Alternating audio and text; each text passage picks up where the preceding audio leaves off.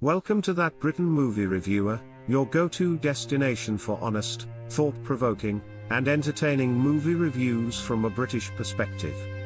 In this video, we'll discuss Citizen Kane, 1941. Citizen Kane, a 1941 American drama film directed by, produced by, and starring Orson Welles, stands as a testament to cinematic greatness. Welles, alongside Herman J. Mankiewicz, crafted a screenplay that has resonated through decades of film history. This was Welles's debut feature film, marking a significant milestone in cinema. Frequently hailed as the greatest film ever made, Citizen Kane held the top position in the British Film Institute's Sight and Sound Decennial Poll for 40 years across 5 decades from 1962 to 2002. It also earned the prestigious #1 spot on the American Film Institute's 100 Years, 100 Movies list in 1998, and its 2007 update. The film garnered 9 Academy Award nominations, with wins for Best Writing, Original Screenplay, by Mankiewicz and Welles. Citizen Kane is celebrated for its groundbreaking achievements in cinematography by Greg Toland, editing by Robert Wise, music by Bernard Herrmann, and its innovative narrative structure. These elements have set enduring standards in filmmaking.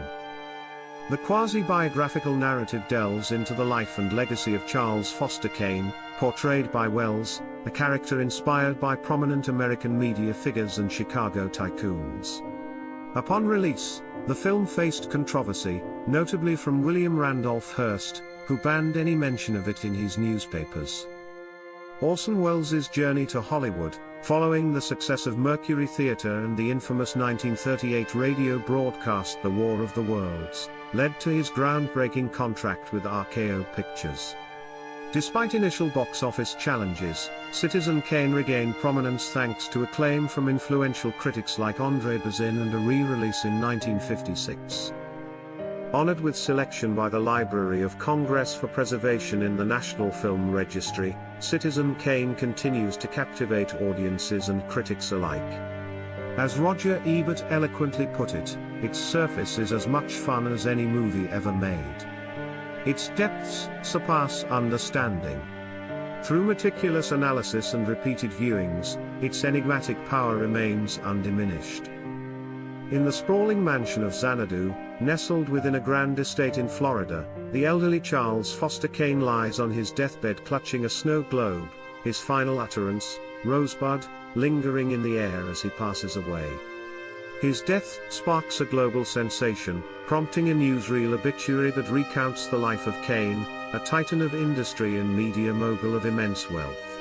Assigned to uncover the meaning behind Rosebud, reporter Jerry Thompson embarks on a quest to interview Kane's closest associates. His journey leads him to Kane's second wife, Susan Alexander Kane, now a troubled alcoholic running a nightclub, who initially rebuffs his inquiries. Thompson then delves into the private archives of the late Walter Parks Thatcher, discovering through memoirs the early life of Charles Foster Kane. Born to modest beginnings in Colorado, Kane's life changed dramatically when gold was discovered on his mother's mining claim, leading to Thatcher's stewardship of his upbringing and inheritance. Despite a tumultuous introduction to Thatcher as a child, Kane's eventual control of his trust at 25, combined with shrewd investments, catapulted him into global wealth and power.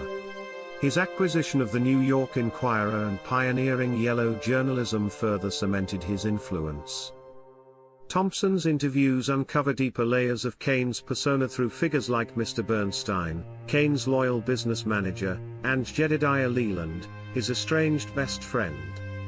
Leland reveals Kane's rise, political aspirations, and tumultuous relationships, including his disastrous marriage to Susan Alexander and her coerced opera career. Susan herself shares her tragic story with Thompson, recounting Kane's controlling behavior and their turbulent life together at Xanadu, culminating in her departure after a heartbreaking argument. Raymond, Kane's loyal butler, recounts Kane's emotional turmoil upon discovering the sled from his childhood labeled Rosebud, a poignant moment revealing Kane's lost innocence and unfulfilled yearnings. As Thompson concludes his investigation, unable to fully decipher the mystery of Rosebud, Kane's vast collection of possessions at Xanadu are catalogued, with the sled inadvertently consigned to flames, its true significance lost to all but the audience. In this intricate tapestry of wealth, power, and personal tragedy, Citizen Kane remains an enduring testament to Orson Welles' visionary storytelling and the complexities of the human condition. The conclusion of Citizen Kane gracefully acknowledges its ensemble cast, most of whom were newcomers to the screen, proudly introduced by the Mercury Theatre. Orson Welles, in his transformative role as Charles Foster Kane, is notably credited last, underscoring the film's ensemble approach to storytelling. Joseph Cotton shines as Jedediah Leland, Kane's loyal friend and a journalist at the Enquirer, while Dorothy Cummingore captivates as Susan Alexander Kane, Kane's complex mistress and second wife. Agnes Moorehead portrays Kane's formidable mother, Mary Kane, with Ruth Warwick delivering a nuanced performance as Emily Monroe Norton Kane, his first wife. Ray Collins brings depth to the role of Jim W. Gettys, Kane's political rival, and Erskine Sanford impresses as Herbert Carter, the editor of the Enquirer. Everett Sloane's portrayal of Mr. Bernstein, Kane's trusted confidant, is memorable, alongside William Orland's role as Jerry Thompson, the inquisitive reporter and narrator of News on the March. Paul Stewart's portrayal of Raymond, Kane's loyal butler, adds poignancy to the narrative, while George Coulouris embodies the banker Walter Parks Thatcher, who shapes Kane's early life. Fortunio Bonanovas, Signor Matiste and Gus Schilling's John, the head waiter at El Rancho nightclub, contribute to the film's rich tapestry. Philip Van Zant's presence as Mr. Ralston and Georgia Bacchus's role as Bertha Anderson further enrich the supporting cast, as does Harry Shannon's portrayal of Jim Kane, Charles Foster Kane's father. Sonny Buppet and Buddy Swan deliver poignant performances as the young Charles Foster Kane and his son, respectively.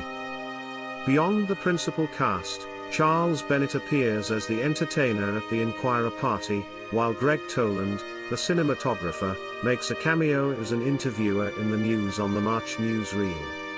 Notably, Alan Ladd makes a brief appearance as a reporter, foreshadowing his later fame. In its entirety, Citizen Kane showcases the Mercury Theatre's talent and Welles's directorial vision, bringing together a cast that skillfully embodies the complexities and layers of Kane's life, contributing to its enduring legacy in cinema. Hollywood had been courting Orson Welles since 1936, with Warner Brothers and other studios offering scripts and roles, which he turned down to remain devoted to the theater. Despite the lure of Hollywood's financial rewards, Welles was steadfast in his commitment to the stage, determined to leave his mark there. After the sensational 1938 CBS radio broadcast of The War of the Worlds by his Mercury Theatre on the air, Welles finally succumbed to Hollywood's call. RKO Pictures, led by studio head George J. Schaefer, eagerly pursued Welles, recognizing his uncanny ability to captivate mass audiences. RKO, traditionally profit-oriented, was now venturing into more artistically ambitious productions, and Welles was seen as a pivotal addition to their roster. Financially strained after the failure of his plays, Welles initially planned a brief stint in Hollywood to settle debts and fund future theatrical ventures. Arriving in July 1939, he marveled at RKO Studios, likening it to the ultimate toy train set. Welles eventually inked a groundbreaking contract with RKO on August 21, 1939. It stipulated that he would act in, direct, produce, and write 2 films, with his Mercury Theatre receiving substantial fees and profit shares. Crucially, Welles secured complete artistic control, an unprecedented move that granted him final cut privileges and freedom in story development, casting, and crew selection. This autonomy defied industry norms, drawing both admiration and mockery from Hollywood and the press. Despite controversy, Schaefer staunchly supported Welles, viewing the daring contract as beneficial publicity. Scholar Robert L. Keringer noted that Schaefer shared Welles's belief in achieving something monumental, a sentiment echoed in their ambitious collaboration. Wells's entry into Hollywood marked a pivotal moment, setting the stage for his cinematic debut with unparalleled creative authority and paving the way for Citizen Kane, a landmark in film history. During the initial phase of his RKO contract, Orson Welles encountered significant challenges launching his first project, prompting skepticism among industry insiders. The Hollywood Reporter famously speculated, "They are laying bets over on the RKO lot that the Orson Welles deal will end up without Orson ever doing a picture there." Undeterred, Welles embarked on an ambitious adaptation of Heart of Darkness, intending to innovate with a first-person camera perspective, a technique unheard of at the time. Despite elaborate pre-production efforts and a groundbreaking test shoot using handheld cameras, the project faltered when Welles couldn't meet the budgetary constraints by trimming $50,000. As fiscal concerns mounted amidst declining European revenues due to the looming war in the fall of 1939, RKO insisted that Welles adhere to the $500,000 budget limit. Undeterred, Welles pivoted to developing what would become his magnum opus, Citizen Kane.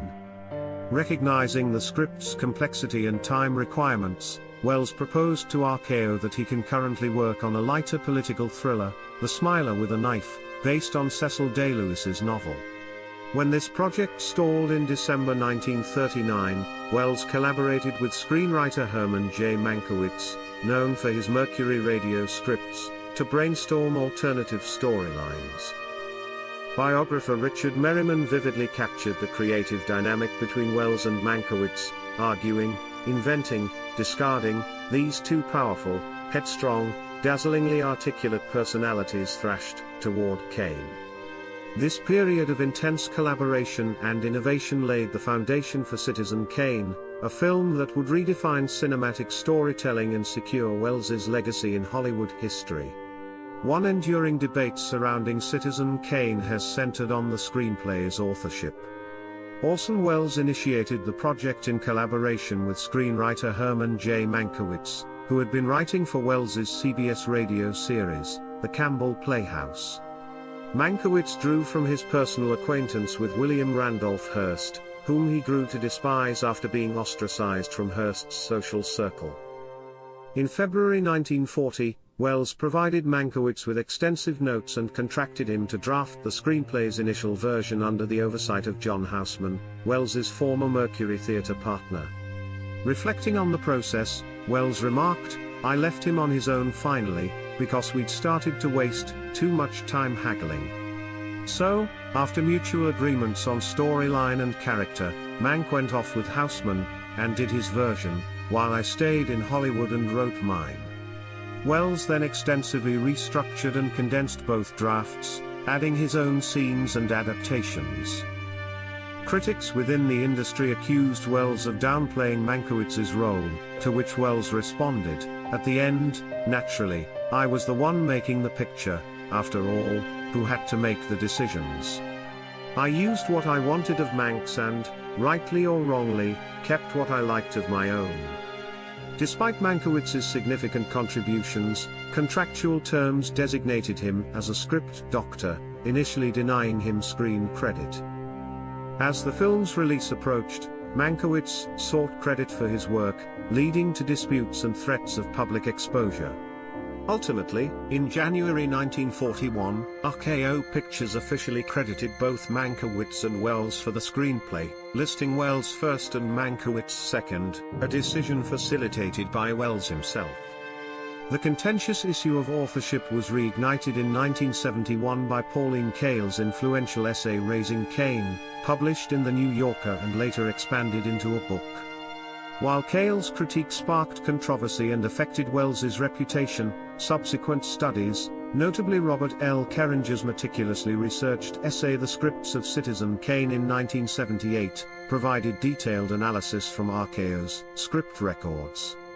Keringer's findings underscored Wells's substantial and definitive contributions to the screenplay, challenging earlier interpretations and reinforcing Wells's pivotal role in shaping Citizen Kane's narrative and cinematic legacy. Citizen Kane stands out as a rare cinematic achievement where major roles were entrusted to actors making their debuts in feature films.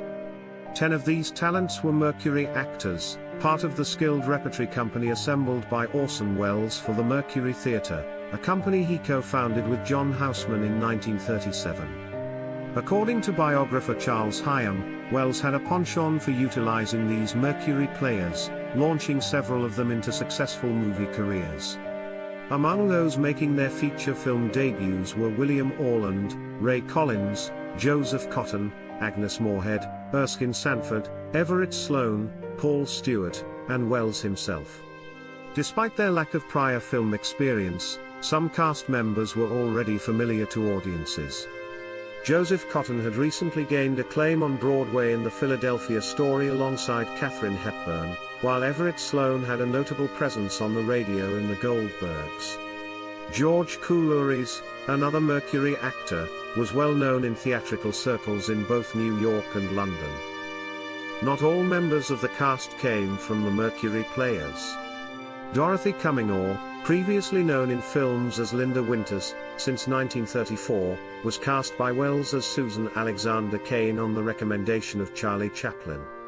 Chaplin had introduced Cummingore to Welles at a Los Angeles party, leading to her pivotal role in the film. Ruth Warwick, chosen for the role of Emily Norton Kane, was encountered by Welles during a visit to New York and was selected for her fitting appearance for the character. Warwick, who felt a personal connection to Welles's mother upon seeing her photograph, described her relationship with Welles as nurturing. Agnes Moorehead reflected on Welles's directorial approach: "He trained us for films at the same time that he was training himself." Orson believed in good acting and understood the necessity of rehearsals to bring out the best in his actors, a novel approach in Hollywood at the time. Moorehead's sentiment captures Welles's dedication to refining performances through meticulous preparation, a practice uncommon in the industry. The film's attention to detail extended to casting decisions like William Orland's portrayal of the March of Time narrator, a role he secured after showcasing his ability to mimic the original narrator, Westbrook Van Voice. Welles's commitment to casting new faces led him to express regret over casting Gino Corrado, a seasoned character actor, as a waiter at El Rancho, preferring all roles to be filled by newcomers to enhance the film's freshness. Several uncredited roles were filled by actors like Thomas A. Curran as Teddy Roosevelt in The Faux Newsreel, Richard Bear in various roles, and Alan Ladd, Arthur O'Connell, and Louise Curry as reporters at Xanadu. Over the years, the film's principal cast members passed away, with Ruth Warwick, Sonny Bupp, who played Kane's young son, and Catherine Trosper Popper being among the last surviving actors. Gene Forward, the soprano who dubbed Susan Alexander's singing voice, was the final performer from the film, passing away in September 2016. Production advisor Miriam Geiger swiftly compiled a handmade film textbook for Welles, a practical guide to film techniques that he meticulously studied. He immersed himself in cinema by correlating its visual language with films like The Cabinet of Dr. Caligari, obtained from the Museum of Modern Art, and works by directors such as Frank Capra, René Clair, Fritz Lang, King Vidor, and Jean Renoir.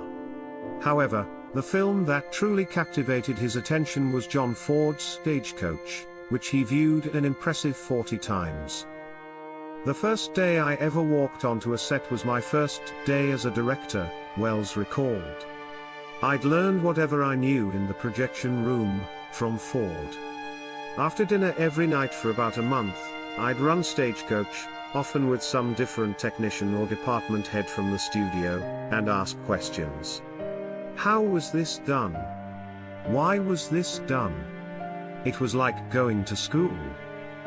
Welles's choice of cinematographer for the film was Greg Toland, whom Welles described as just then, the #1 cameraman in the world. Toland surprised Welles by seeking him out and expressing his desire to collaborate. Having seen Mercury stage productions, Toland was keen to work with someone new to filmmaking. RKO secured Toland's services from Samuel Goldwyn Productions in June 1940. "He never tried to impress us that he was doing any miracles," Welles recalled. "I was calling for things only a beginner would have been ignorant enough to think anybody could ever do, and there he was, doing them. Toland explained later that he was eager to work with Wells because he anticipated the director's willingness to experiment boldly, something rarely seen in Hollywood productions. Wells, unfamiliar with film protocol, initially adjusted lights on set as he would in the theater, prompting Toland to quietly correct them. This led to a brief dispute when crew members alerted Wells to Toland's role in lighting. During the early weeks of June, Wells engaged in extensive discussions about the film with Toland and art director Perry Ferguson in the mornings. In the afternoons and evenings, he focused on working with actors and refining the script, embodying his dedication to mastering the craft of filmmaking from the ground up. On June 29, 1940, a Saturday morning chosen for its lack of studio executives, Wells embarked on the filming of Citizen Kane. Despite the setback of Heart of Darkness being cancelled, Wells heeded Ferguson's advice and covertly began shooting, initially presenting it to RKO as camera tests. "But we were shooting the picture," Wells clarified, "because we wanted to get started and be already into it before anybody knew about it." During this period, RKO was urging Wells to direct The Men from Mars, capitalizing on the success of the War of the Worlds radio broadcast. Wells expressed interest in the project but insisted on making another film first, without revealing that Citizen Kane was already underway. The initial footage was labeled Orson Welles Tests on all paperwork. The first test shot was the iconic News on the March projection room scene, filmed economically in a real studio projection room under low light to obscure actors who would appear in different roles later in the film. At $809, Orson did run substantially beyond the test budget of $528, to create one of the most famous scenes in movie history, noted Barton Whaley. Subsequent scenes included those set in the El Rancho nightclub and Susan's at Wells disclosed were shot over 10 to 12 days. The nightclub set became available after another film wrapped. For these sequences, Wells had chemicals sprayed on Cumminger's throat to give her voice a harsh, raspy quality. Other clandestine shoots included the interviews of Thompson with Leland and Bernstein, filmed on sets originally constructed for different films. During production, the film was originally titled RKO 281. The majority of filming took place on Stage 19 of the Paramount Pictures lot in Hollywood. Some scenes were also shot on location at Balboa Park in San Diego, and at the San Diego Zoo. Photographs of Otto Herman Kahn's Oheka Castle served as inspiration for the fictional Xanadu estate depicted in the film. By the end of July, RKO gave its approval for the project, allowing Wells to officially commence shooting, despite having already filmed tests for several weeks beforehand. Wells strategically leaked stories to the press that these initial tests had been so impressive that reshooting was unnecessary. The first scene shot under official auspices was the breakfast montage sequence between Kane and his first wife, Emily. To conserve funds and appease skeptical RKO executives, Wells conducted extensive rehearsals before filming and kept the number of takes per shot set up minimal. In a departure from traditional filmmaking practices, Wells avoided shooting master shots after receiving advice from Toland that John Ford never employed them. To maintain an intrigue and placate the increasingly inquisitive press corps, Wells hosted a cocktail party for selected reporters, promising them a live filming experience. On arrival, however, he informed them that shooting had just concluded for the day, though the party proceeded as planned. Wells strategically informed the press that he was ahead of schedule, conveniently omitting the month of test shooting. This maneuver effectively countered assertions that his year-long presence in Hollywood without a completed film marked him as a failure in the industry. Wells maintained an intense work schedule of 16 to 18 hours daily throughout the filming of Citizen Kane. Starting as early as 4 a.m., he dedicated up to 4 hours to applying special effects makeup to age himself for certain scenes, using this time for detailed discussions with Toland and other crew members about the day's shooting plans. The process of inserting the special contact lenses to give Wells an aged appearance was excruciatingly painful, necessitating a doctor's assistance. While wearing them, his impaired vision led to a serious wrist injury during the scene where Kane destroys furniture in Susan's bedroom. Another mishap occurred when Wells fell 10 feet while filming the confrontation on Susan Alexander's apartment building stairs, resulting in 2 bone chips in his ankle, as revealed by an X-ray. Due to his injury, Wells directed the film from a wheelchair for 2 weeks, later using a steel brace visible in scenes such as the low-angle confrontation between Kane and Leland after Kane's electoral loss. The climactic scene, where the sled with Rosebud is burned in a studio furnace, required multiple takes. On the 9th attempt, the Culver City Fire Department was summoned when the furnace overheated. Wells, amused by the chaos, orchestrated the scene to Bernard Herrmann's score playing in the background. Despite Wells's creative control under his contract, he faced opposition from many RKO board members who disliked him and the autonomy granted by his agreement. Notably, figures like Nelson Rockefeller and NBC's David Sarnoff supported Wells amidst these challenges. Throughout production, Wells contended with executives who attempted to undermine his authority, even sending spies to monitor the set. To evade interference, Wells and the crew would unexpectedly switch to playing softball whenever executives appeared unannounced. Before official shooting commenced, executives intercepted script copies, delaying their delivery and even leaking one copy to the press. Principal shooting concluded on October 24, after which Wells embarked on a lecture tour and location scouting with Toland and Ferguson. Resuming filming on November 15 included some reshoots, necessitating the departure of Toland, who had commitments elsewhere. His place was filled by RKO's Harry J. Wild, while Toland's crew continued their work. The final day of shooting on November 30 captured Kane's death scene. Wells proudly noted that he exceeded his official shooting schedule by only 21 days, disregarding the additional months spent on camera tests.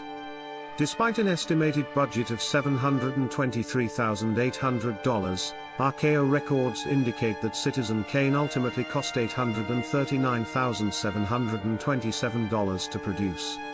Citizen Kane underwent editing by Robert Wise and assistant editor Mark Robson, both of whom went on to achieve success as film directors themselves. Wise joined the project after Wells had completed shooting the initial camera tests, replacing an older editor at Wells's request. Reflecting on his role, Wise remarked, "I was roughly Orson's age, and had several good credits." He and Robson began editing the film concurrently with its shooting, recognizing early on that they were working on something exceptional. They noted, "It was outstanding film day in and day out." Despite Wells's detailed instructions, he typically did not oversee the editing process directly.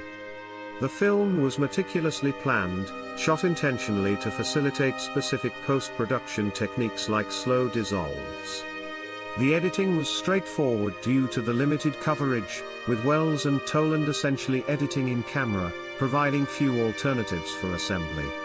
Wise recalled the intricate editing of the breakfast table sequence, which took weeks to perfect the timing and rhythm of whip pans and overlapping dialogue.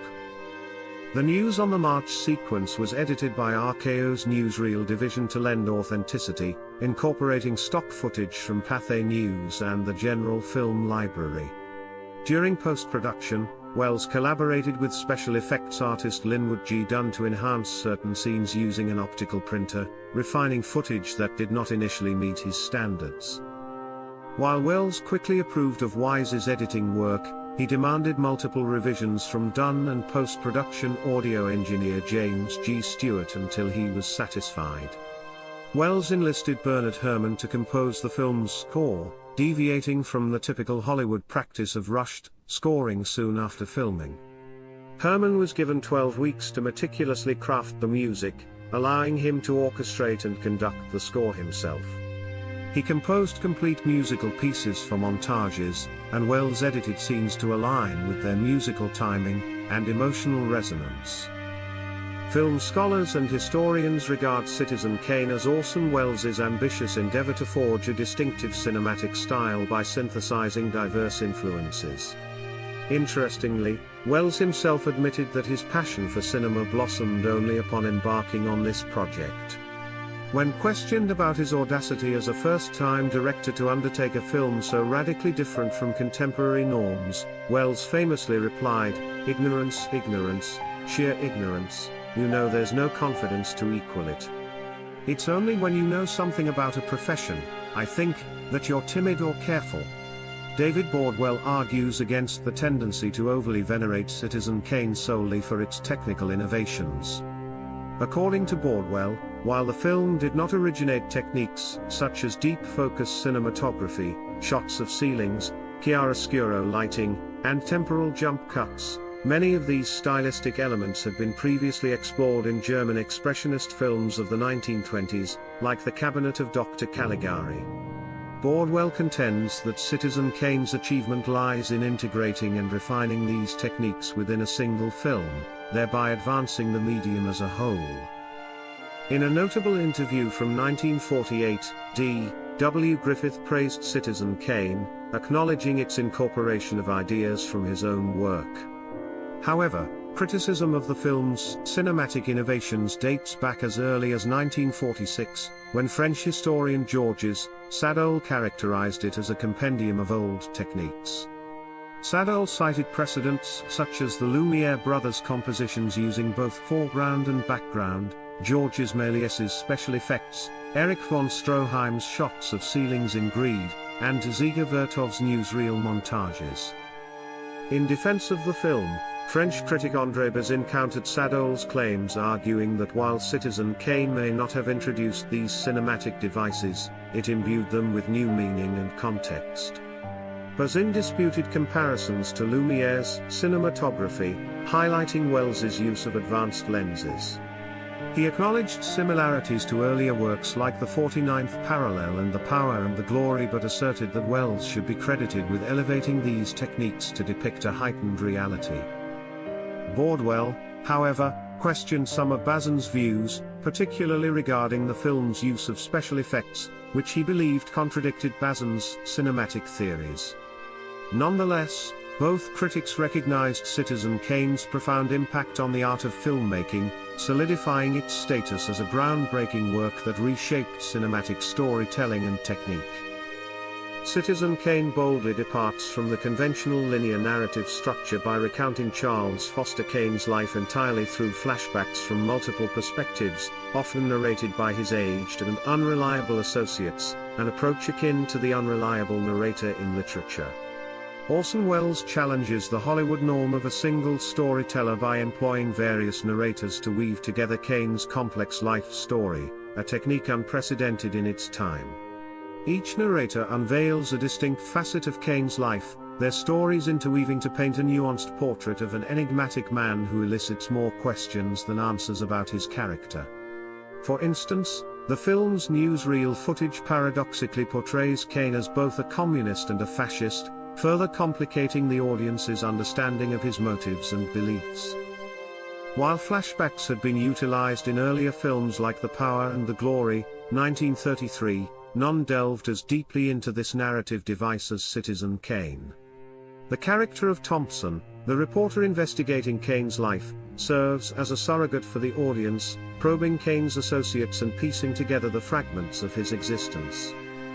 Initially adopting an omniscient perspective, the film transitions during the News on the March sequence, which presents a comprehensive overview of Kane's life right from the start.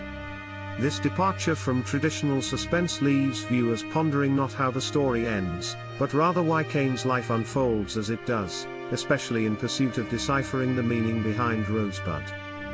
Throughout, Citizen Kane challenges cinematic conventions with its repeated examination of events, encouraging the audience to delve into the complexities of Kane's life and motivations.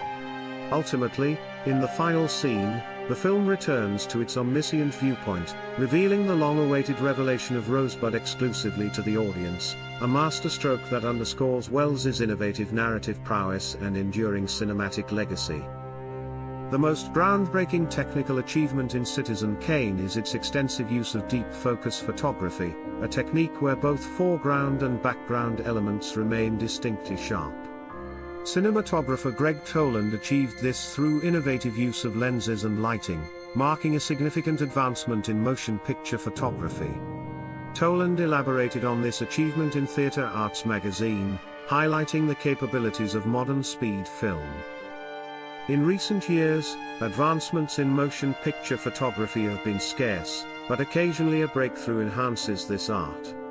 One such breakthrough is pan focus, which I have been actively developing for 2 years and first utilized in Citizen Kane.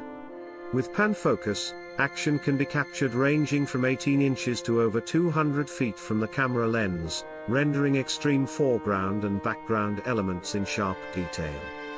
Previously, cameras could only focus on either close or distant subjects, leading to a compromise where one would be out of focus. This limitation required scenes to be shot from different angles, compromising realism. Pan focus allows the camera, like the human eye, to capture an entire scene in vivid detail, enhancing realism and depth. Another unconventional technique employed in the film was the use of low-angle shots that included ceilings in the background of several scenes. Each set was constructed with a ceiling, a departure from studio norms, often using fabric to conceal microphones. Orson Welles insisted that the camera reflect human perception, challenging the theatrical convention of omitting ceilings to accommodate lighting. He believed low angles added visual interest to even mundane interiors. Notably, an extremely low angle was used to film the confrontation between Kane and Leland after Kane's election loss, requiring the camera to be positioned in a hole drilled into the concrete floor.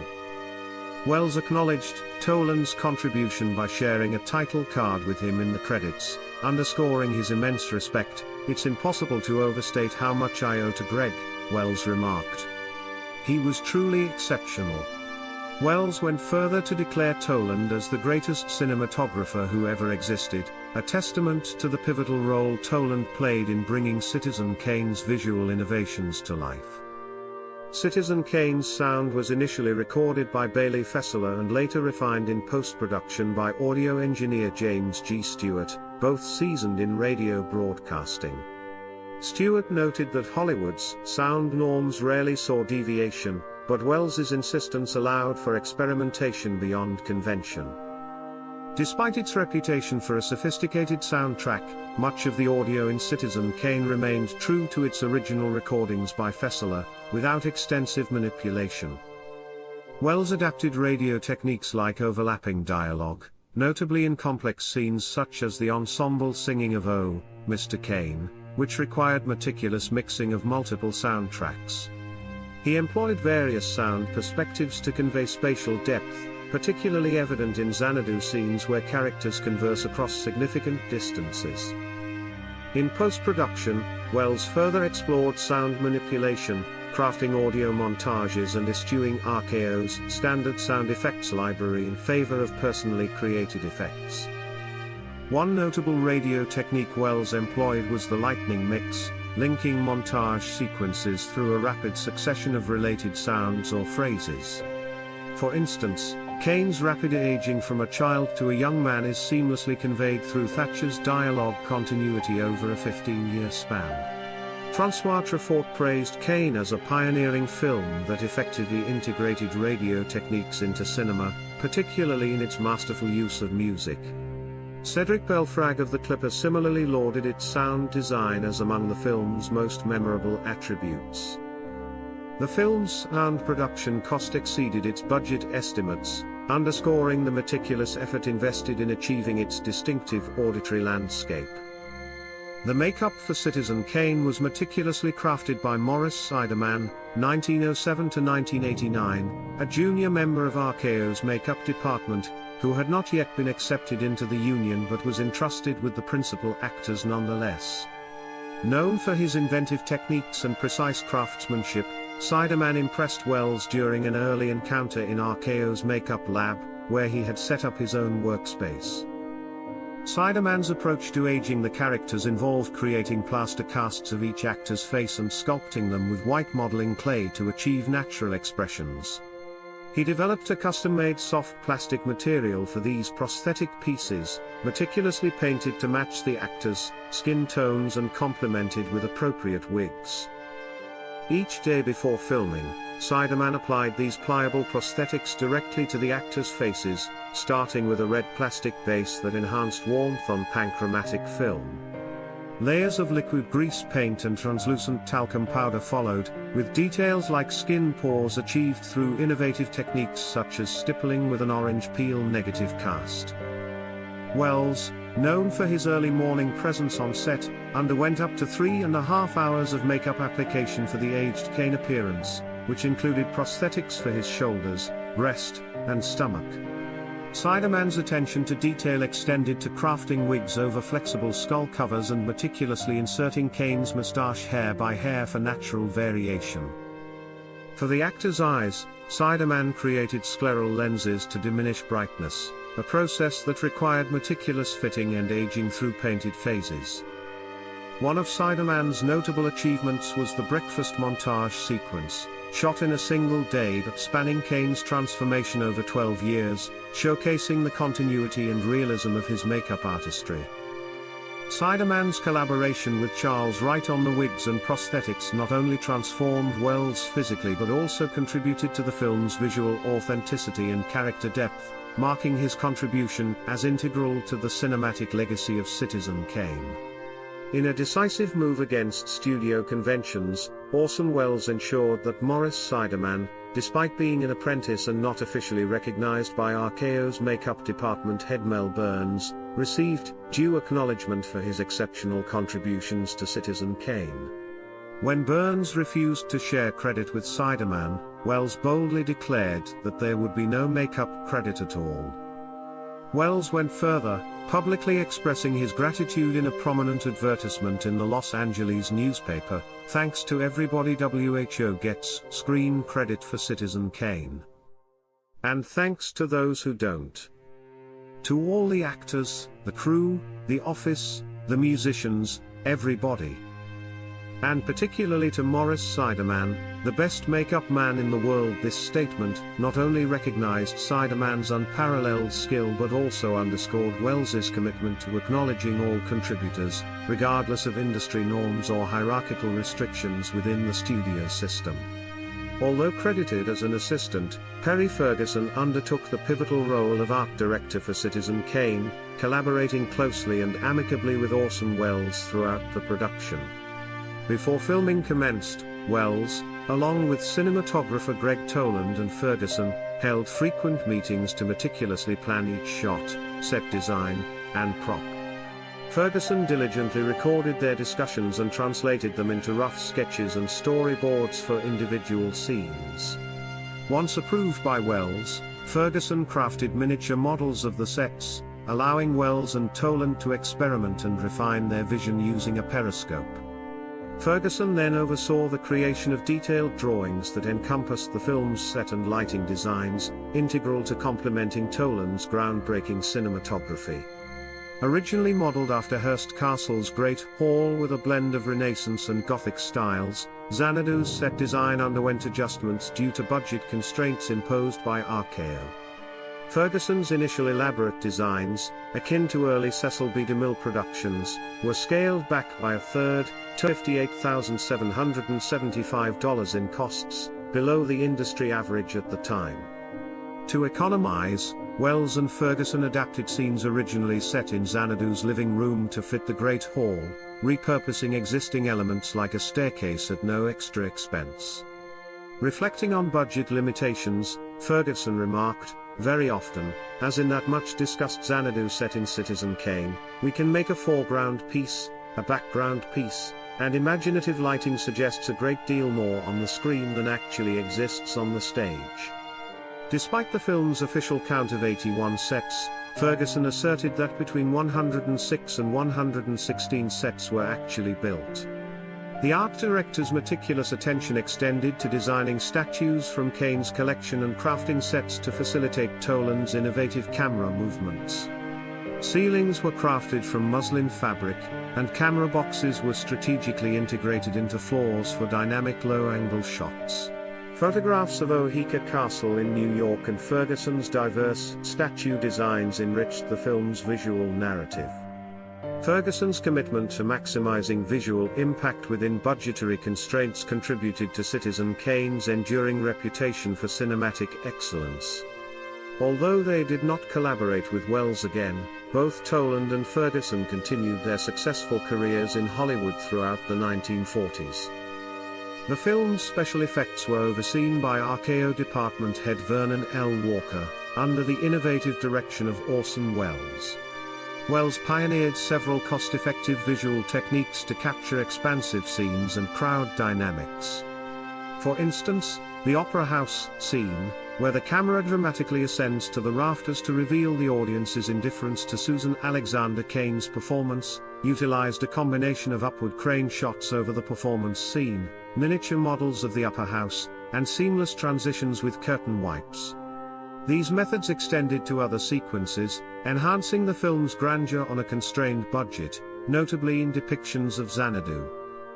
Some scenes employed rear screen projection, such as Thompson's interview of Leland and ocean backdrops at Xanadu, blending seamlessly with deep focus cinematography. Despite debates, including David Bordwell's analysis suggesting the use of rear screen projection in certain scenes, the film's optical effects were pivotal in achieving specific visual effects, overseen by Walker's specialized camera crew. This included extreme close-ups like Kane's utterance of Rosebud and the typewriter's keystrokes in Susan's critical review. The optical printer played a significant role, with up to 80% of certain reels undergoing optical printing to enhance visual depth and clarity, an aspect initially attributed solely to Toland's cinematography.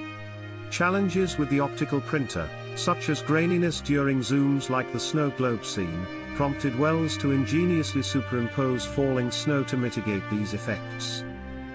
Instances where deep focus was impractical, such as the scene where Kane edits Susan's negative review while simultaneously dismissing its author, relied on optical printing to maintain visual clarity throughout the frame. Moreover, seemingly deep focus shots, like Kane breaking into Susan's room, employed in camera matte techniques. This involved shooting the foreground and background separately, then combining them through lighting adjustments and reshooting, an intricate process that showcased Wells's mastery of cinematic techniques. Overall, Wells and Walker's collaboration in visual effects for Citizen Kane not only showcased technical prowess but also innovatively maximized cinematic impact within budgetary constraints, leaving an indelible mark on film history. The film's music, composed by Bernard Herrmann, marked his debut in motion picture scoring, a role he undertook after collaborating with Orson Welles on Mercury Theatre radio broadcasts. Initially offered a minimal fee by RKO due to his newcomer status, Herrmann's compensation was eventually equated to that of Max Steiner's, a testament to Wells's insistence on fair recognition for his talent. Herrmann's score departed from Hollywood norms by employing what he termed radio scoring, brief musical cues of 5 to 15 seconds that punctuated scenes and evoked varied emotional responses. This approach distinguished Citizen Kane, eschewing continuous background music typical of the era. For instance, the breakfast montage sequence evolved with a waltz theme that darkened as Kane's character hardened and his marriage deteriorated. Flexibility in musician hiring allowed Herrmann to compose for unconventional instrument combinations. In the film's opening, the tour of Xanadu introduced a recurring motif played by low woodwinds, notably alto flutes, establishing a distinctive leitmotif. For Susan Alexander Kane's opera scenes, Herrmann crafted a satirical aria inspired by 19th-century French Oriental opera, deliberately challenging Camignol's vocal range, expertly dubbed by soprano Jean Ford.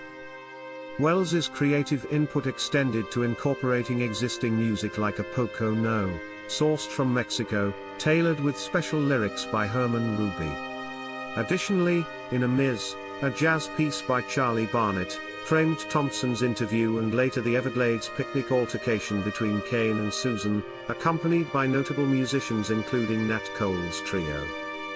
The film's newsreel segments featured music edited by RKO's newsreel department, utilizing compositions like Anthony Collins's Belgian March and excerpts from Alfred Newman's and Roy Webb's scores, contributing to the film's distinctive audiovisual tapestry.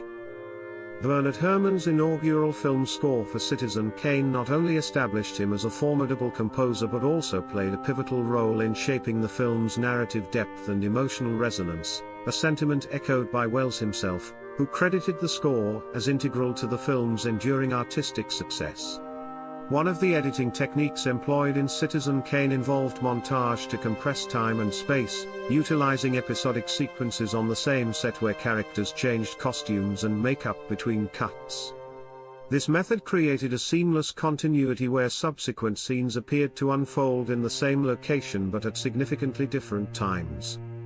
A prime example is the breakfast montage, where Welles encapsulates the disintegration of Kane's first marriage in 5 succinct vignettes, condensing 16 years of narrative into just 2 minutes of screen time.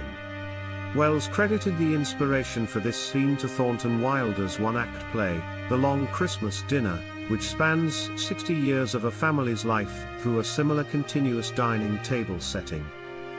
Throughout Citizen Kane, long dissolves are utilized to signify the passage of time, emphasizing the psychological impact on the characters. For instance, the scene where young Kane's sled is abandoned and covered in snow after being sent away with Thatcher employs such dissolves to evoke a poignant sense of time's passage and emotional effect. In editing, Welles drew from Sergei Eisenstein's theories, employing abrupt cuts to create sudden graphic or associative contrasts. Examples include the shift from Kane's deathbed to the news on the march sequence and the jarring image of a shrieking cockatoo at the start of Raymond's flashback. While Citizen Kane generally favors mise-en-scène over montage, the scene depicting Kane's first visit to Susan Alexander's apartment stands out for its use of close-ups and shot-counter-shots between Kane and Susan, a departure that, according to Fobb, revitalizes the psychological expressiveness of this standard Hollywood technique. Welles never definitively identified a singular inspiration for the character of Charles Foster Kane. Houseman suggested that Kane is a composite of various personalities, primarily drawing from the life of William Randolph Hearst but embellished with fictional events and details. Houseman noted that anecdotes from other journalistic giants, such as Pulitzer, Northcliffe, and Herbert Bayard Swope, were also woven into Kane's character. Welles himself remarked, "Mr. Hearst was quite a bit like Kane, although Kane isn't really based solely on Hearst. Many people contributed to it, so to speak." He specifically mentioned influences from his Chicago upbringing, Samuel Insull and Harold Fowler McCormick, 2 prominent figures from his youth. The character of Jedediah Leland was inspired by drama critic Ashton Stevens, who was both Welles's close childhood friend and the uncle of director George Stevens. Details for Leland were also drawn from Mankiewicz's own experiences as a drama critic in New York. While many assumed Susan Alexander Kane was based on Marion Davis, Hearst's mistress and a promoted actress, Welles denied this association, describing Davis as an extraordinary woman, nothing like the character Dorothy Cummingor played in the movie. Instead, Welles cited Samuel Insull's construction of the Chicago Opera House and Harold Fowler McCormick's lavish promotion of his wife's opera career as more direct influences on the screenplay. Political boss Jim W. Gettys was modeled, a prominent figure in New York City's Tammany Hall political machine. Welles attributed the symbolic motif of Rosebud to Mankiewicz, which biographer Richard Merriman linked to Mankiewicz's childhood loss of a cherished bicycle, paralleling Kane's longing for his sled.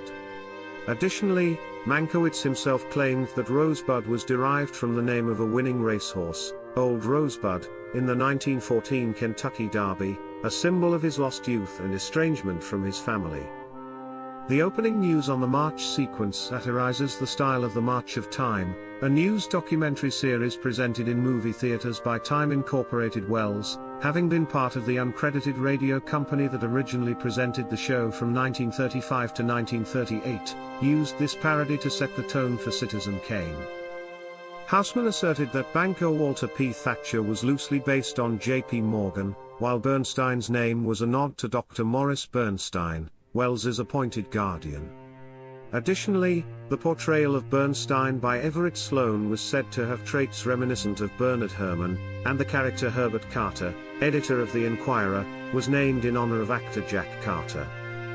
Laura Mulvey explored the anti-fascist themes of Citizen Kane in her 1992 monograph of the British Film Institute. The News on the March newsreel portrays Kane alongside Hitler and other dictators, while he arrogantly assures the public that war will not occur. She noted that the film reflects the US struggle between intervention and isolationism, particularly timely given its release just 6 months before the attack on Pearl Harbor, as President Franklin D. Roosevelt worked to sway public opinion toward entering World War II. Mulvey wrote, "In Citizen Kane's rhetoric, the fate of isolationism is metaphorically embodied in Kane's own demise, dying wealthy and alone, surrounded by the remnants of European culture and history." Journalist Ignacio Romanet has cited the film as an early instance of mass media manipulating public opinion, and the power of media conglomerates in shaping democracy. He suggests that while Kane exemplified media mogul influence on politics back then, today there are media groups with the power of 1,000 Citizen Kanes. Rupert Murdoch is sometimes likened to a modern-day Citizen Kane. Comparisons have also drawn between Donald Trump's career and the character of Charles Foster Kane. It's reported that Citizen Kane is one of Trump's favorite films, with biographer Tim O'Brien noting Trump's fascination and identification with Kane. In an interview with filmmaker Errol Morris, Trump shared his interpretation of the film's themes, saying, "You learn in Kane maybe wealth isn't everything, because he had the wealth but he didn't have the happiness. In real life I believe that wealth does in fact isolate you from other people. It's a protective mechanism, you have your guard up much more so than if you didn't have wealth. Perhaps I can understand that." To protect the secrecy of Hearst's influence on Citizen Kane, Welles carefully controlled access to daily film footage and managed the movie's publicity. In December 1940, Stage magazine praised the film's narrative, likening it to Faust without mentioning Hearst. Initially set to premiere at Radio City Music Hall on February 14, 1941, the film faced delays as Welles continued post-production and awaited completion of its musical score by early January. National magazine writers with early deadlines saw a rough cut on January 3, 1941, including publications like Life, Look, and Redbook. Despite gossip columnist Hedda Hopper's uninvited presence at the screening, a rival to Luella Parsons, Hearst's Hollywood correspondent, most critics responded positively, giving the film favorable advanced reviews. Hopper, however, criticized the film in her column, describing it as a vicious and irresponsible attack with corny writing and outdated photography. Friday magazine published an article drawing parallels between Kane and Hearst, revealing how Welles had misled Parsons, with whom he had previously been on good terms. According to the magazine, Welles had allegedly said he couldn't understand why Parsons was so friendly and that she should wait until she finds out the pictures about her boss. Welles promptly denied making such a statement, and Friday's editor acknowledged it could be false. Welles apologized to Parsons, clarifying he had never made such a remark. Shortly after Friday's article, Hearst sent Parsons an angry letter, expressing his disappointment in learning about Citizen Kane from Hopper rather than her. This incident undermined Parsons' credibility, and prompted her to launch a campaign against Welles and the film. Parsons demanded a private screening of Citizen Kane and personally threatened Schaefer on behalf of Hearst, initially with a lawsuit and later with vague consequences for Hollywood figures. On January 10, Parsons and two of Hearst's lawyers attended a private screening of the film, where James G. Stewart reported that Parsons walked out. Following the screening, Parsons contacted Schaefer and threatened RKO with legal action if they proceeded with the release of Kane. She also exerted pressure on the management of Radio City Music Hall to prevent the film from being screened there. The next day, Daily Variety's front page headline read, "Hearst bans RKO from papers." Hearst initially started the ban by suppressing promotions for RKO's Kitty Foyle, but within 2 weeks, the ban expanded specifically to Citizen Kane. When Schaefer refused to yield to Parsons' demands, she contacted other studio heads and made further threats on Hearst's behalf, threatening to expose the private lives of Hollywood figures throughout the industry. Wells himself faced threats of an expose regarding his relationship with married actress Dolores Del Rio, who desired confidentiality until her divorce was finalized. Wells denied that the film targeted Hearst in a statement to the press. Meanwhile, Hearst began preparing an injunction against the film for libel and invasion of privacy, although Wells's lawyer expressed doubts that Hearst would pursue it given the negative publicity and required testimony it would involve. On January 13, The Hollywood Reporter ran a front-page story detailing Hearst Paper's imminent editorials criticizing Hollywood's hiring of refugees and immigrants over Americans. This pressure aimed to force other studios to compel RKO to shelve Citizen Kane. Many of these immigrants had fled Europe during the rise of fascism and sought refuge in the United States. Shortly thereafter, Schaefer was approached by Nicholas Schenck, head of Metro-Goldwyn-Mayer's parent company, on behalf of Louis B. Mayer and other Hollywood executives with an offer of $805,000 to destroy all prints of the film and burn the negative.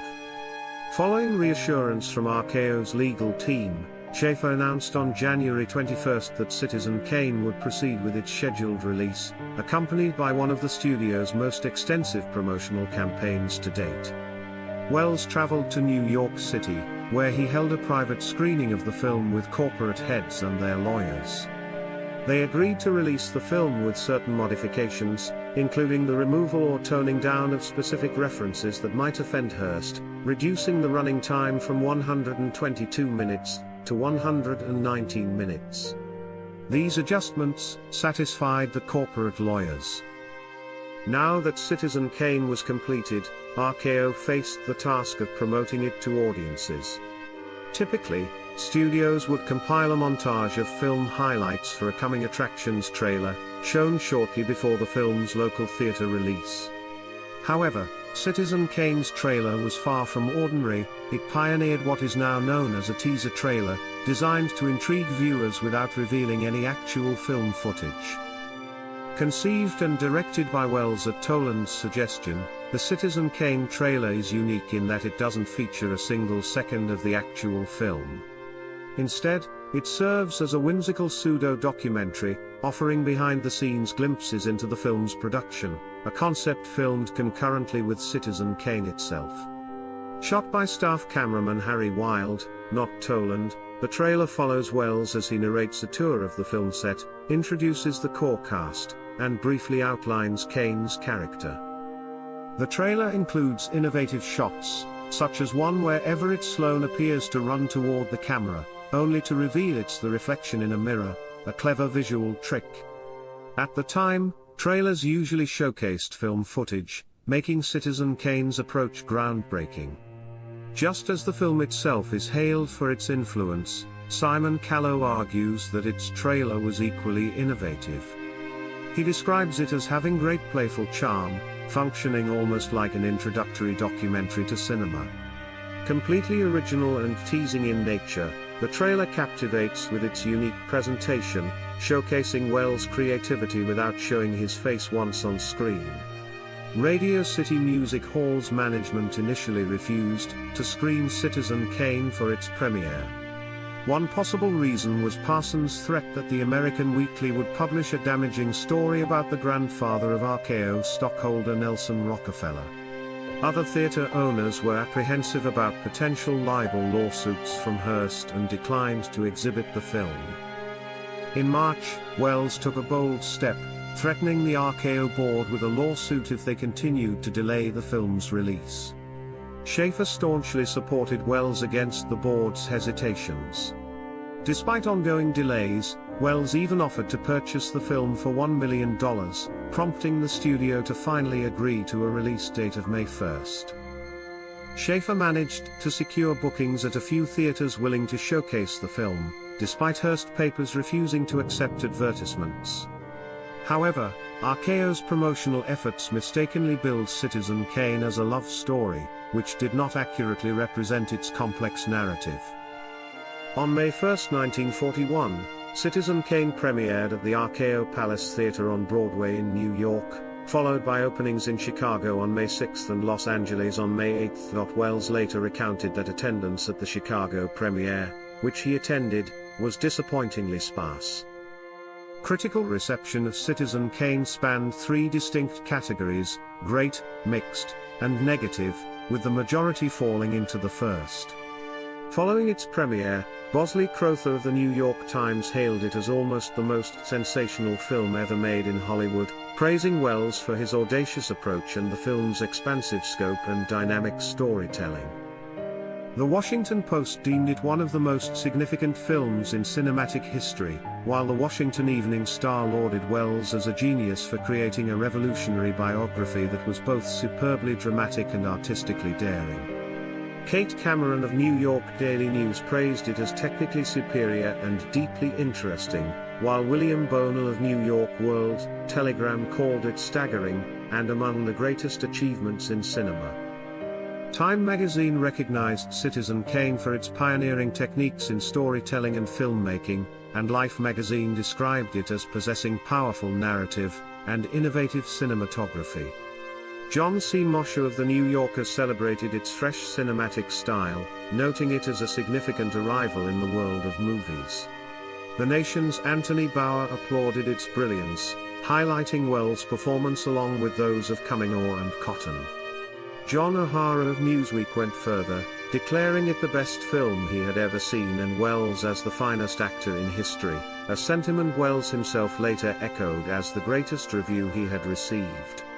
In the UK, C.A. Lejeune of The Observer called it the most thrilling film from Hollywood in 25 years, and Dilys Powell of the Sunday Times commended Wells for his confident and bold control over the medium. Edward Tanguy of Horizon even suggested the film was a decade ahead of its peers in technical achievement. However, not all reviews were unequivocally positive. Edwin Shallot of the Los Angeles Times found the film brilliant yet criticized its ending for lacking impact, while the Chicago Tribune noted its uniqueness but felt its eccentricity overshadowed its potential for broader entertainment. Otis Ferguson of the New Republic praised its bold departure from traditional filmmaking techniques but also criticized it as a regression in style, describing some visual innovations as mere indulgence. Filmmaker Erich von Stroheim acknowledged its flaws in narrative structure but hailed it as a monumental achievement in cinema history nonetheless. On the negative end, while acknowledging its technical prowess, Eileen Creelman of the New York Sun found Citizen Kane emotionally detached and more of a puzzle than a compelling drama.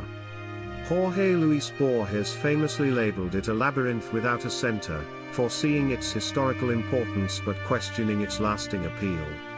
Earl Cox of the Argus Weekend magazine admired its audacity but felt Wells' departure from Hollywood conventions was excessive, a sentiment echoed by Tatler's James Agate, who saw potential in the film but found its blend of psychological depth and detective thriller elements uneven.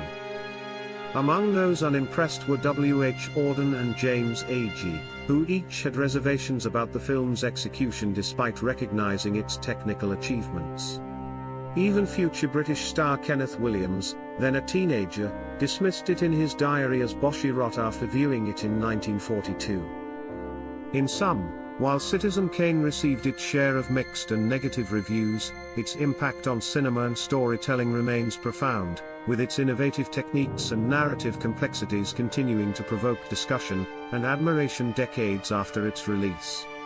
The film experienced strong success in cities and larger towns, but faced challenges in more remote areas. RKO encountered difficulties convincing exhibitors to screen the film, particularly a major chain with over 500 theaters which declined due to reported concerns about Hearst. This disrupted the film's release and impacted its box office performance, resulting in a loss of $160,000 during its initial run. For instance, it earned $23,878 in its first week in New York, but dropped to $7,279 by the ninth week. Despite losing money in New York, Boston, Chicago, Los Angeles, San Francisco, and Washington, D.C., it managed to turn a profit in Seattle. Audiences who saw the film tended to spread negative feedback to their communities, and theater operators in the US and Canada openly shared their reactions in publications like Motion Picture Herald. Some exhibitors recognized the innovative techniques but acknowledged poor box office results. One college town exhibitor commented positively, noting that while some didn't like or understand it, business was average overall. Another exclaimed, "Don't try to tell me Orson Welles isn't a genius, he's crafted a remarkable film, though unfortunately it drew the lowest gross I've ever seen." However, other reactions were less forgiving, with comments like, "Nobody liked this and said so," and, "Half of those who paid to see this masterpiece walked out, while the rest cracked jokes on their way out." Summing up the sentiment in rural areas, a Minnesota exhibitor concluded, "My patrons still don't know what it was all about. Too long and too deep. No box office value to small towns." Hearing about Citizen Kane infuriated Hearst to the extent that he prohibited any advertising, reviewing, or mention of it in his papers, and instructed his journalists to defame Welles. Welles used Hearst's opposition as an opportunity to preview the film in several influential screenings in Los Angeles, advocating for its artistic merit against Hearst's hostile campaign. A special press screening in early March drew positive reviews, with headlines like "Mr. Genius Comes Through, Kane Astonishing Picture in Hollywood Review." Despite Hearst's efforts to sue RKO, the film continued to garner acclaim, ironically noted by Time magazine as the most sensational product of the US movie industry among viewers. When Schaefer rejected Hearst's offer to suppress the film, Hearst retaliated by banning all reviews and mentions in his media empire, and pressuring theaters not to show it, fearing social repercussions. The documentary The Battle Over Citizen Kane attributes much of the film's relative and performance to Hearst's actions. Nonetheless, it achieved decent box office success, ranking as the sixth highest grossing film of its release year, which was considered satisfactory by its backers, despite falling short of initial expectations. Beyond attempting to suppress the film, Hearst's attacks on Welles extended to personal harassment, including a disturbing incident involving false accusations. Despite these challenges, references to Citizen Kane have become inseparable from discussions of Hearst's life and legacy. In a notable shift, the Hearst estate even agreed to screen the film at Hearst Castle in 2012, breaking Hearst's long-standing ban on its exhibition. Modern critics have overwhelmingly praised Citizen Kane. According to the review aggregation website Rotten Tomatoes, 99% of 125 critics have given the film a positive review, with an average rating of 9.70 out of 10. The critical consensus on the site describes it as, "Orson Welles' epic tale of a publishing tycoon's rise and fall is entertaining, poignant, and inventive in its storytelling, earning its reputation as a landmark achievement in film." In April 2021, the film's perfect 100% rating was adjusted to 99% after an 80-year-old negative review from the Chicago Tribune was added. Nonetheless, on Metacritic, the film maintains a rare perfect score of 100 out of 100, based on reviews from 19 critics, indicating universal acclaim. It was widely anticipated that the film would secure most of its Academy Award nominations, but it ultimately only won the award for Best Original Screenplay. Variety reported that block voting by Screen Extras prevented Citizen Kane from winning Best Picture and Best Actor, and similar biases likely influenced the film not receiving any technical awards. Citizen Kane marked the culmination of Welles' initial contract with RKO Pictures, granting him unprecedented creative freedom. However, his subsequent deals with the studio proved less favorable. In July 1941, Welles reluctantly signed a new agreement, losing significant control. This shift led to his productions of The Magnificent Ambersons, 1942, and Journey into Fear, 1943, alongside the unpaid endeavor It's All True. Under this new arrangement, Welles became an employee of RKO and forfeited Final Cut privileges, allowing the studio to alter and recut the magnificent Ambersons against his objections. Following Schaefer's resignation from RKO in June 1942, Welles's contract was terminated by his successor. Citizen Kane faced delayed release in Europe due to World War II, premiering in Paris in 1946. Early French critiques were influenced by negative assessments from Jean-Paul Sartre and Georges Sadoul, who questioned Hollywood's cultural depth and the film's nostalgic flashbacks. However, André Bazin's pivotal 1946 appraisal sparked a transformation in public perception. Bazin lauded the film for its innovative mise-en-scène and deep-focus cinematography, advocating for a cinematic realism that enhanced audience engagement. His influential essays, particularly The Technique of Citizen Kane, elevated the film's stature, arguing it revolutionized cinematic language and aesthetics. Bazin's endorsement as a work of art resonated among peers and spurred a renaissance in critical appraisal across Europe and the United States. In the US, initial indifference gave way to renewed interest when Citizen Kane aired on television in the 1950s and received theatrical re-releases. American critic Andrew Sarris played a pivotal role in restoring its reputation, hailing it as a profoundly influential American masterpiece. Over subsequent decades, Citizen Kane consistently ranks atop critical surveys and polls, frequently acclaimed as the pinnacle of filmmaking. Its narrative innovation, cinematographic brilliance, and thematic richness have profoundly influenced generations of filmmakers worldwide, cementing its place as a cornerstone in cinema history. Esteemed directors and critics alike acknowledge its enduring impact on film theory and practice, reinforcing its timeless legacy in the pantheon of great films. The composited camera negative of Citizen Kane is believed to be lost forever, with the prevailing explanation pointing to its destruction in a New Jersey film laboratory fire during the 1970s. However, in 2021, Nicholas Fulacci shared a colleague's account suggesting a different narrative. Fulacci, part of the film restoration team that assembled the 1991 restoration from available elements, recounted daily visits from an unnamed elderly RKO executive in 1990-91. This executive, reportedly anxious and perspiring, was said to be covering up a clerical error from decades earlier. This error supposedly led to the inadvertent dispatch of the original camera negatives to a silver reclamation plant, where the nitrate film was destroyed to retrieve its valuable silver content. Fulacci's story, though unverifiable, aligns with long-standing industry practices of disposing of prints and negatives deemed commercially unviable to salvage silver. Subsequent prints of Citizen Kane derived from a master positive, originally created in the 1940s for overseas distribution. Using modern techniques, a pristine print was produced for the film's 50th anniversary theatrical reissue in 1991, released by Paramount Pictures under Turner Broadcasting System ownership. The reissue garnered $1.6 million in North America and $1.8 million globally.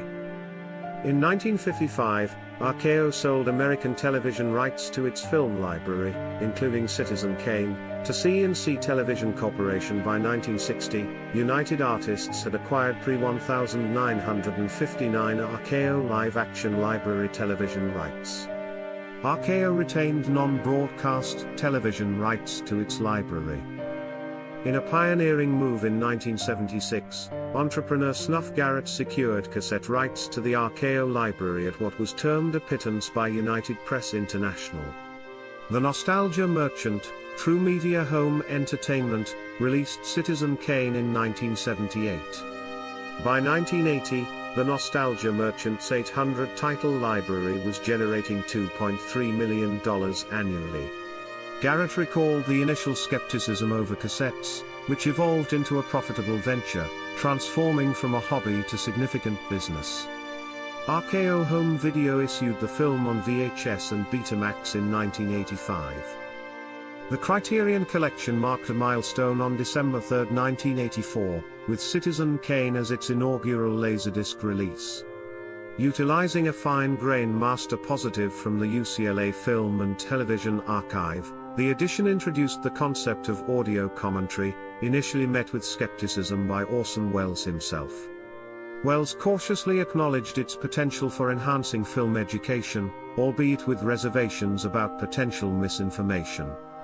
In 1992, Criterion expanded with a new 50th anniversary edition Laserdisc featuring improved transfer and supplemental features, including the legacy of Citizen Kane and Welles's early short, The Hearts of Age. Turner Broadcasting System secured broadcast television rights to the RKO library in 1986, followed by global rights in 1987.